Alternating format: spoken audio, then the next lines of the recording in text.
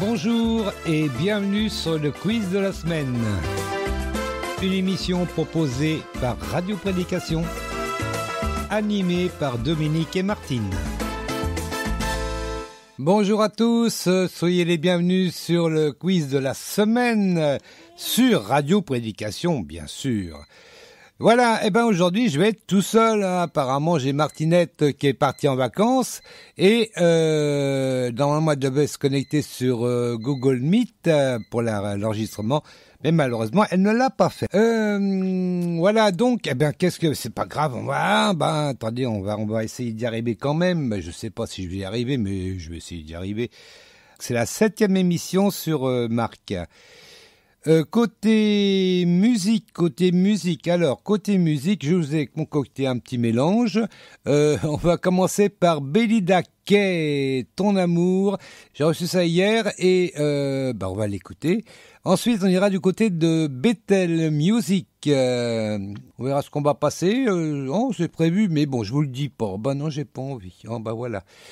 Et puis voilà, je crois qu'on a fait le tour. On va aller du côté de la question de peu trop de l'Éternel, qui est pas tellement difficile. Non, c'est pas tellement difficile. Non. Allez, la question de peu trop de l'Éternel. Dans sa vision Apocalypse, donc dans l'Apocalypse plutôt, ouais. Combien de vieillards Jean vit-il assis autour du trône de l'agneau? Dans sa vision, dans l'Apocalypse, combien de vieillards Jean vit-il assis autour du trône de l'agneau? Dans certaines versions, il est parlé d'anciens et non pas de vieillards. C'est pas plus mal d'ailleurs, hein, mais bon, je dis ça, comme ça. Puis voilà, la tendance des tweets. Ah oui, je vous ai pas donné le nombre, donc alors est-ce que c'est 12, 14, 24 ou 40? Allez, je vais répéter l'ensemble. Dans sa vision, dans l'Apocalypse, combien de vieillards Jean vit-il assis autour du trône de l'agneau? 12, 14, 24 ou 40? 40 quand même. On verra la tendance des tweetos après la première chanson. Oui.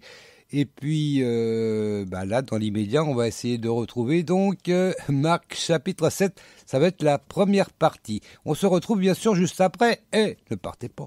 Non. Marc chapitre 7 dans la Bible du Semeur. Première partie.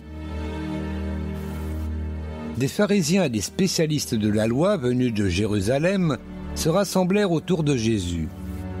Ils remarquèrent que certains de ses disciples prenaient leur repas avec des mains impures, c'est-à-dire qu'ils ne s'étaient pas lavé les mains. En effet, les pharisiens et les juifs en général ne se mettent jamais à table sans les avoir soigneusement lavés. Ils observent ainsi la tradition de leurs ancêtres. De même, en revenant du marché, ils ne mangent pas sans avoir fait leurs ablutions.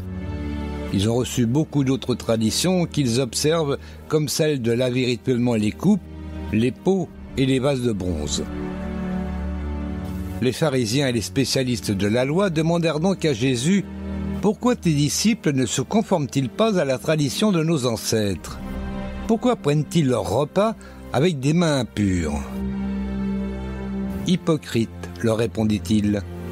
Ésaïe vous a fort bien dépeint dans sa prophétie, où il est écrit « Ce peuple m'honore du bout des lèvres, mais au fond de son cœur, il est bien loin de moi.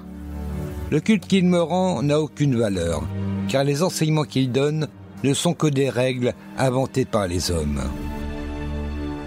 Vous mettez de côté le commandement de Dieu pour observer la tradition des hommes. » Puis il ajouta « Ah, vous réussissez parfaitement à mettre de côté le commandement de Dieu pour établir votre propre tradition. En effet, Moïse a dit « Honore ton père et ta mère, et que celui qui maudit son père ou sa mère soit puni de mort. » Mais vous, que dites-vous? Si un homme dit à son père ou à sa mère « La part de mes biens avec laquelle j'aurais pu t'assister est corban », c'est-à-dire offrande à Dieu, alors vous ne le laissez plus rien faire pour son père ou sa mère. Voilà comment vous annulez la parole de Dieu par votre tradition, celle que vous vous transmettez. Et vous faites bien d'autres choses du même genre.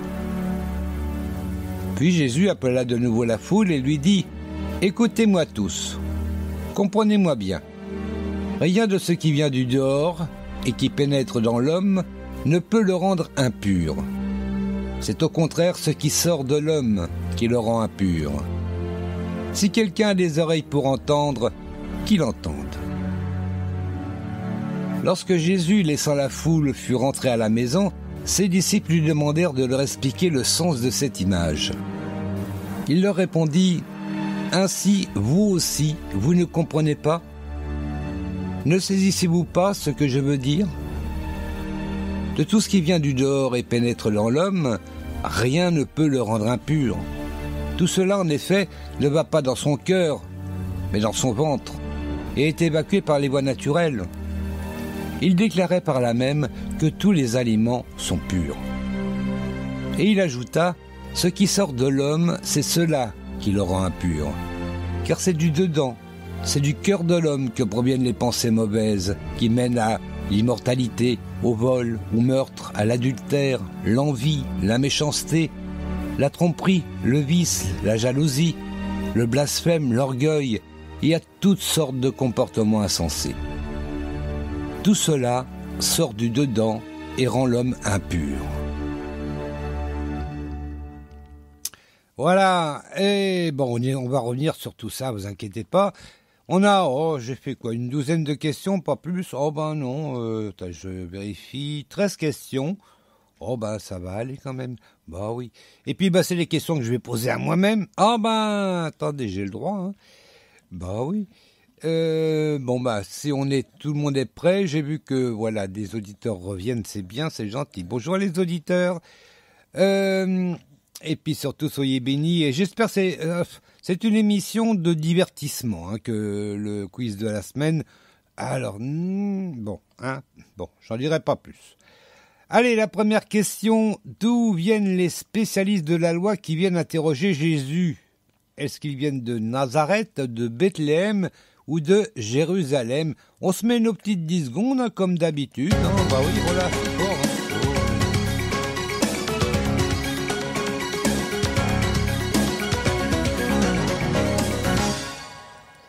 Allez, je répète la question. D'où viennent les spécialistes de la loi qui viennent interroger Jésus? Est-ce qu'ils viennent de Nazareth, de Bethléem ou de Jérusalem? Eh ben, c'est de Jérusalem qui viennent. Ben oui. Oh, j'ai envie de m'applaudir quand même. Allez, ouais. Voilà. Il n'y a pas de raison. Ouais. Non mais bon, alors. Elle va être gratinée l'émission. Jérusalem, oui, c'est au verset 1. On va lire le verset 1. Des pharisiens et des spécialistes de la loi venus de Jérusalem se rassemblèrent autour de Jésus. Donc, les spécialistes de la loi qui sont venus de Jérusalem. Je vais essayer de pas trop bafouiller quand même. Hein. C'est pas parce que Martinette n'allait pas là. Hein. Non. Allez, la deuxième question. Pourquoi les Juifs se lavent les mains? Est-ce que c'est pour le respect des traditions, pour être propre ou à cause du Covid-19? Oui, le Covid-19. On sait pas, remarquez, peut-être qu'il existait déjà, puis qu'on savait pas non plus. Hein. Attendez. Alors, donc, pourquoi les Juifs se lavent les mains, respectent les traditions, être propre ou à cause du Covid-19? 19. Ah oui, c'est mieux.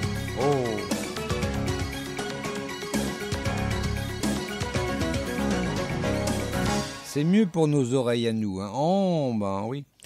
Non, c'était pas à cause du Covid-19. C'était même pas pour être propre. Non, c'était pour le respect des traditions.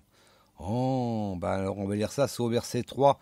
Donc on en est au verset 2. Ils remarquèrent que certains de ses disciples prenaient leur repas avec des mains impures, c'est-à-dire qu'ils ne s'étaient pas lavé les mains. C'est pas bien non plus quand même, hein. C'est une tradition, c'est une chose, mais quand même, bon. Hein. Puis maintenant on a le gel hydroalcoolique. Hydroalcoolique. Pour se laver les mains, c'est bien aussi, ça désinfecte bien. Allez, on continue. En effet, les pharisiens et les juifs, en général, ne se mettent jamais à table sans les avoir soigneusement lavés. Ils observent ainsi la tradition de leurs ancêtres. Voilà, c'était une question de tradition. Et puis, sur ce, on va aller à la question suivante. Je suis perdu dans mes souris, moi.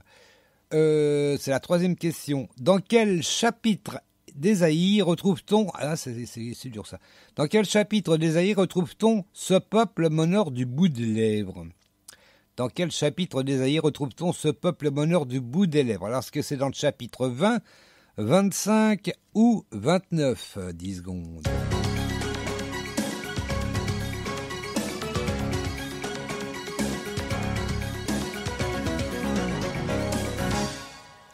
C'est ni le 20 ni le 25, c'est effectivement le 29. Eh ben, je vais peut-être lire d'abord dans Marc et puis après on va aller jeter un coup d'œil donc dans Ésaïe.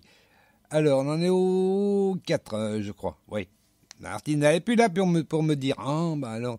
De même, en revenant du marché, ils ne mangent pas sans avoir fait leur ablution. Ils ont reçu beaucoup d'autres traditions qu'ils observent, comme celle de laver rituellement les coupes, les pots et les vases de bronze. Les pharisiens et les spécialistes de la loi demandèrent donc à Jésus « Pourquoi tes disciples ne se conforment-ils pas à la tradition de nos ancêtres ? Pourquoi prennent-ils leur repas avec des mains impures ?» Alors Jésus, attention, c'est Jésus. « Hypocrite ! Ésaïe vous a fort bien dépeint dans sa prophétie où il est écrit « Ce peuple m'honore du bout des lèvres, mais au fond du cœur, il est bien loin de moi. » Le culte qu'il me rend n'a aucune valeur, car les enseignements qu'il donne ne sont que des règles inventées par l'homme. Ah oui. Alors on va aller voir d'abord dans Ésaïe quand même. Ésaïe 29, c'est au verset 13. Ésaïe 29, verset 13.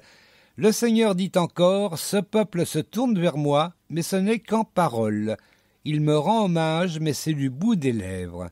Car au fond de son cœur, il est bien loin de moi, et la vénération qu'il me témoigne n'est faite que de règles que des hommes lui ont enseignées. » Voilà. Oh, c'est toujours comme ça, en fait. Dans beaucoup d'églises, beaucoup d'endroits, on a inventé des lois, généralement inspirées de la Bible, faut quand même le dire. Mais c'est quand même des lois d'hommes, c'est pas des lois divines. Même Moïse, on peut aller voir du côté de Moïse. Moïse, c'est pareil, il a pas fait. Il a reçu les 10 commandements, 10, pas plus. Et pourtant, il en a écrit plus de 600. Ah bah oui, vous vous rendez compte, à partir de 10 commandements de Dieu, par contre, là, il a fait plus de 600 lois, mais des lois d'hommes, les lois de Moïse. C'est d'ailleurs pour ça que Jésus parle des lois de Moïse. Oui, on parlait des 10 commandements, mais on a peut-être le temps finalement. Attendez. Les 10 commandements, non, on parle pas des 10 commandements, il y a une question là-dessus. Il est bête là, lui. Alors, dans quel livre de l'Ancien Testament trouve-t-on « Honore ton père et ta mère » ? Dans quel livre de l'Ancien Testament trouve-t-on « Honore ton père et ta mère » ? Est-ce que c'est dans Exode, Lévitique ou Deutéronome ? 10 secondes.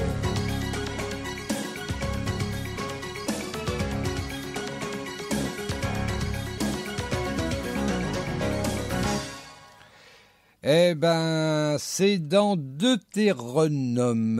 On va aller voir ça tout de suite. On va aller donc dans Deutéronome. C'est au chapitre 5. Chapitre 5, je vais lire les 10 commandements. Mais vous allez voir, c'est en version longue. Je suis l'Éternel ton Dieu qui t'ai fait sortir d'Égypte, du pays où tu étais esclave. Et là, attention, premier commandement. Tu n'auras pas d'autre Dieu que moi. Tu ne te feras pas d'idole représentant quoi que ce soit de ce qui se trouve en haut dans le ciel, en bas sur la terre ou dans les eaux plus bas que la terre. Tu ne te prosterneras pas devant de telles idoles. Ce qui est condamné surtout, c'est le fait de se prosterner ou de prier des idoles qui ne sont que des idoles finalement, mais qui n'ont rien à voir avec Dieu. Tu ne te prosterneras pas devant de telles idoles et tu ne leur rendras pas de culte, car moi, l'Éternel, ton Dieu, je suis un Dieu qui ne tolère aucun rival. Je punis les fils pour la faute de leur père jusqu'à la 3e génération, et même la 4e génération de ceux qui me haïssent. Mais j'agis avec amour, et là il récompense beaucoup plus, mais j'agis avec amour jusqu'à la 1000e génération, envers ceux qui m'aiment et qui obéissent à mes commandements.